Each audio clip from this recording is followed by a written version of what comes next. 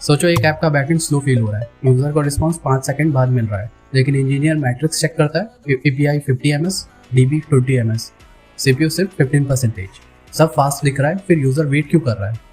यहीं पे इंटरव्यू का ट्रैप है। ज़्यादातर लोग बोलेंगे डेटाबेस स्लो होगा, सीपीयू हाई होगा या कोड इनएफिशिएंट होगा, लेकिन यहाँ तीनों हेल्दी हैं। इसका आंसर सिंपल है, फास्ट कोड का मतलब फास्ट सिस्टम नहीं होता। कोड जल्दी एग्जीक्यूट हो सकता है, लेकिन रिक्वेस्ट उस कोड तक पहुँचने से पहले वेट कर सकती है। एक्चुअल काम में भी 70 ms का है, एपीआई प्लस डीबी, लेकिन यूज़र 5 सेकंड वेट कर रहा है, मतलब बाकी टाइम काम में नहीं गया, वेटिंग में गया। सिस्टम में 2 टाइम होते हैं, वर्किंग टाइम और waiting time. Working time dashboard पे दिखता है, वेटिंग टाइम अक्सर हिडन होता है, क्यू, पूल या किसी डिपेंडेंसी के अंदर। पहला reason, thread pool exhaustion.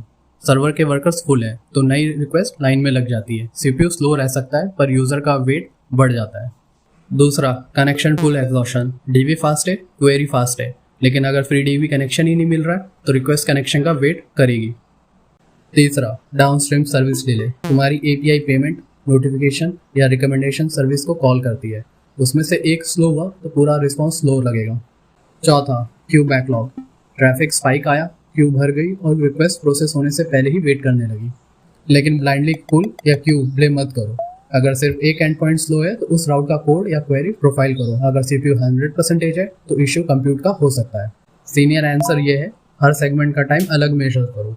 Q wait, pool acquire time, DB time, downstream time और टोटल रिस्पॉन्स टाइम, तभी असली बॉटलनेक दिखेगा। ये डोज काम आए तो सिस्टम डिजाइन रिवाइज के लिए सेव कर लो और ऐसे ही ब्रेकडाउन के लिए फॉलो करो। आज की डोज ये थी, कल और।